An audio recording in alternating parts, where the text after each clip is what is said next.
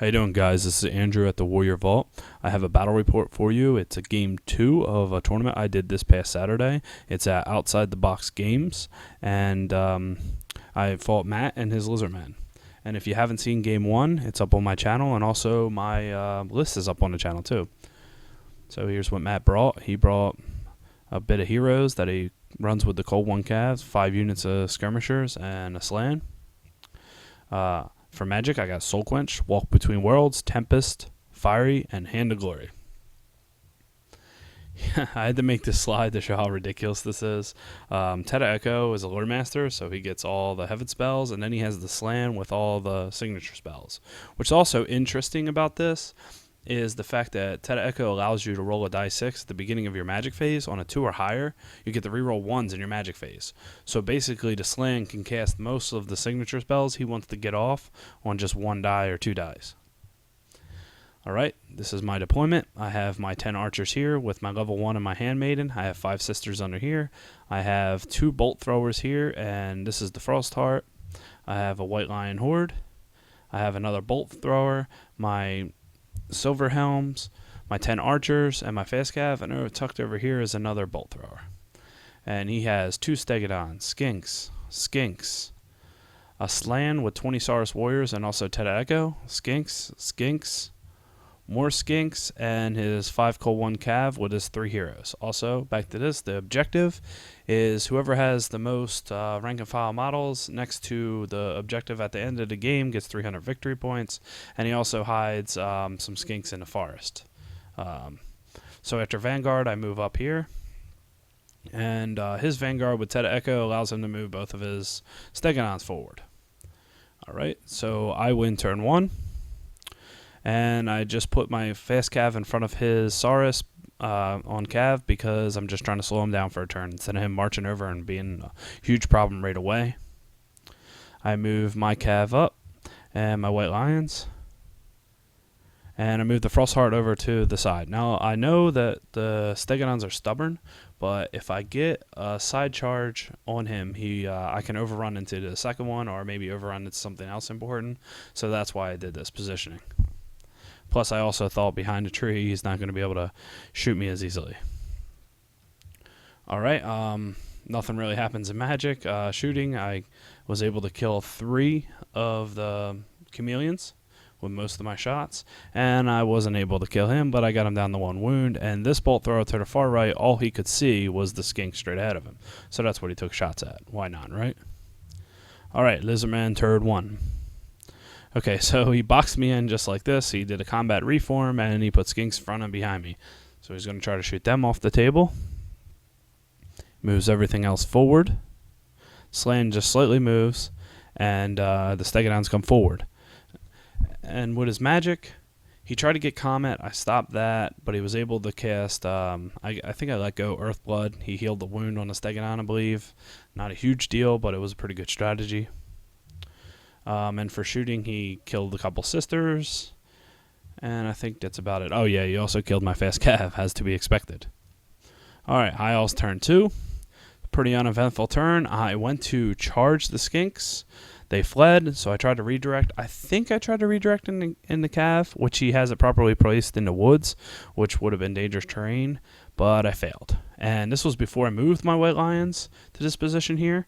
So they were here. They were pretty close. I think I would have had the leadership bubble. Maybe not, but failing kind of sucks because I set myself up for a flank charge. Alright. Yeah, sorry about the blurry picks. Every once in a while I have a couple blurry ones. Yeah, I moved my White Lions forward. I moved my level 1 out so that he can't charge into the archers and also create problems back here, and he would have to either stay where he is or charge my level 1.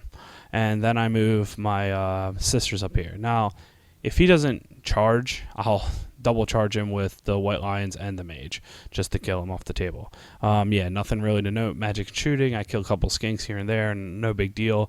Start to do some wounds on the Stegodon over here. So, yeah, starting to look good on that side. Lizardmen turn 2. Yeah, of course he gets the charge that he needs. I thought about fleeing, but these skinks up here would be able to probably charge at me again and run me right off the table, so why not? I'll just hold. And, of course, he takes the charge. He takes the bait. I mean, he wants to get the points. Plus, it's my scroll caddy, so if I don't use my scroll now, it's going to be wasted. He starts to reform the slan, and he's trying to take the slan around the building to avoid the contact with the white lions. And he moves these guys forward to try to go after the sisters. And so it looks like this. He kills the mage and overruns into the white lions. Yeah, I was able to kill the kill the Stegodon, which is huge. I really needed that. Now I can overrun and hold them Saurus warriors in place. Yeah, and he's also constantly debuffing me. I mean, he's able to cast, I guess it's Ice Shard Blizzard, I think. The signature spell, he has 2 attempts to cast it every turn, and yeah, that's tough. And so here's the combat here, and that's what it looks like in the end. I lost a lot of men. I was able to hold and then turn to reform. Couldn't do really anything to him, but it is what it is. High Elves turn 3. Okay, so I took my Frost Dart off its base because it's so close to that building, but I charged the flank of the Saurus, and that looks like that. It's this side of the board. Nothing really else to note. I'm going to take shots at the skinks, try to panic them one at a time. And yeah, so magic, I get Tempest twice. One of them panics the skinks and they fled. The other one just kills 4 of them, but doing so causes a miscast, which the template doesn't hurt me because of my Banner of the World Dragon. I think I might have lost a guy, but it kills the Stegodon. And it may sound funny and great, but actually that's horrible because now I can't reform. So basically, I'm going to sit here for all of his turn, the end of my turn, until my very next turn. So it gives him the ability to run away from me, or I needed this turn to face the right direction at least, so that I could run around that impassable terrain to hopefully get the slan before my Frost Phoenix dies. So yeah, that was not so good. And yeah, there's some shooting over here. Good thing here, these guys fled instead of killing my sisters the next turn. And yeah, combat looks like that. And now that. Yeah, to be expected. He has, I think, he has strength 7 because of great weapons. But I'm thinking he has somewhere around 10 strength 7 attacks. Well, he has 2 Old Bloods and one Old Blood and 2 Scarvets. I'm saying that right. One of them's the BSB. So yeah, that's not much I can do about that. And end of turn 3, that's kind of what it looks like, and this is bad for me. I mean, he has these characters in here, he has this unit here, he's just going to run rampant now. So Lizardmen turn 3, and that's exactly what he does. He fails the charge with the Lord, but he gets his BSB into my 1 bolt thrower, and he gets this one right here into the 2 sisters. So, and then he moves in such a way that he's going to kill the bolt thrower the next turn. So yeah, that's there. And yeah, so the one skink on the far left that I panicked last turn rallied, and this one moved on to the archer's flank. Once again, sorry for the bad pictures. You know, it was an intense game, so I'm really focused on playing, and sometimes I'm not yet used to taking the pictures between time. Alright, so these guys failed to rally, they run a little further, and yeah, he's still debuffing the Frost Phoenix, he's casting Earth Blood, he's trying to do everything he can to keep those Saurus around. And, oh, and he also gets the Comet off, yeah, so I didn't want the Comet to hit, but at this point, my lines are broke, so it's not a huge deal. Yeah, so he tries to shoot me here, but I had to remind him that Tempest also does -1 to hit, so he was only able to kill 1 archer. Not a huge deal. And I'm whittling him down. I mean, the Thunderstomps are really letting me down. I'm only getting 1 or 2 every time we go to combat, but I'm breaking him little by little, and it's enough for me to stay. Even though he has ranks, banner, you know, I'm still doing enough combat to stick around. Alright, well, the bolt thrower dies on the far left. The sisters die, of course. And that's the end of the turn there. Alright, High Elves turn 4.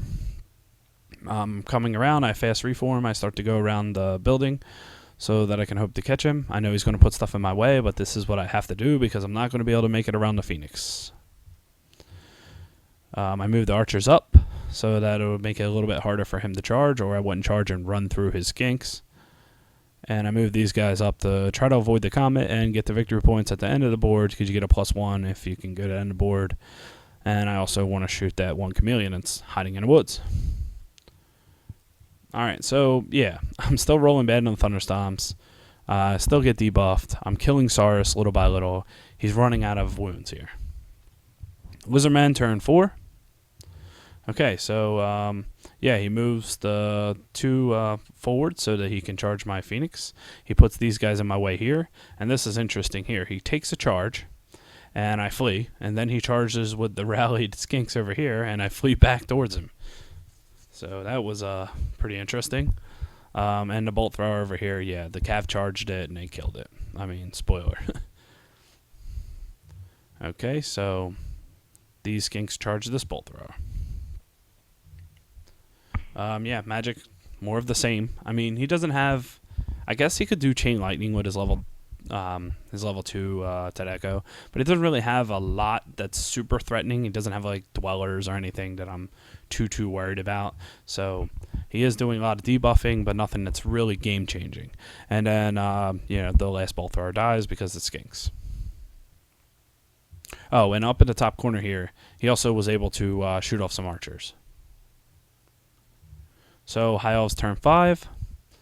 Yeah, this here, he tried to double flee, but the thing is I caught this unit here. And when I caught him, I was able to reform. I mean, he's still basically in the same predicament.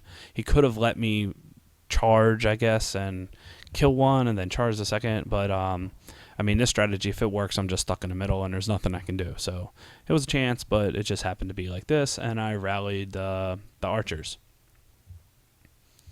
Yeah, nothing huge on magic. Nothing really happens. And then this happens. It's huge. I think that he needed a 5. I can't exactly recollect. But he failed the roll, and he ran from me, and I caught him, which that was huge. I mean, I figured he would probably get the old blood into my rear, and then I would end up charging, and all this other stuff would happen, and he'd be stuck there for a turn, me charging him. This kind of sucks, but I don't think the outcome would have been too much different at this point. And yeah, it's the end of turn 5. This is what the battlefield looks like. And yeah, that stance, I'm assuming, is a disappointment in my opponent.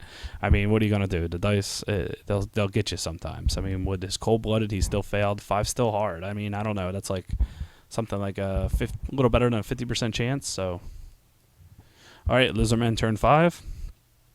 He charges here, of course. And yeah, it looks like this. He takes a charge into my archers, try to kill them off to get the points. And this is the end of the game. He's unable to kill the Frost Phoenix. And yeah, my opponent thought it was game 6. I mean, turn 6. I thought it was turn 5, but I really didn't want to argue after what had happened. The only difference in the outcome would have been since my Frost Phoenix stuck, he would have sat there. I would have got a charge on him. Probably would have got full points for the Frost Phoenix. He's already getting half, and then I would have got the full points for his Old Blood. So not a huge deal. I ended up getting a victory condition and winning the game by about 600 or 700 points. So it's not like a total massacre. You need about 1,000 to get full points, but it was still a good game. And I mean, this is a pretty competitive Lizardman list. Of course, if the terrain wasn't in the way, he could have just kept putting the skinks in front of my white lions, which would have been close to the same outcome. I maybe would have got a little more points at the end of the game, but the way it panned out, it was pretty good playing on my friend's part. That's Matt, by the way, and yeah, good player, good Lizardman list. So thanks for watching, guys, and I'm going to have game 3 sometime this week. And if you have any comments or anything to say, I'll definitely reply. And remember to like and share. Thanks, guys.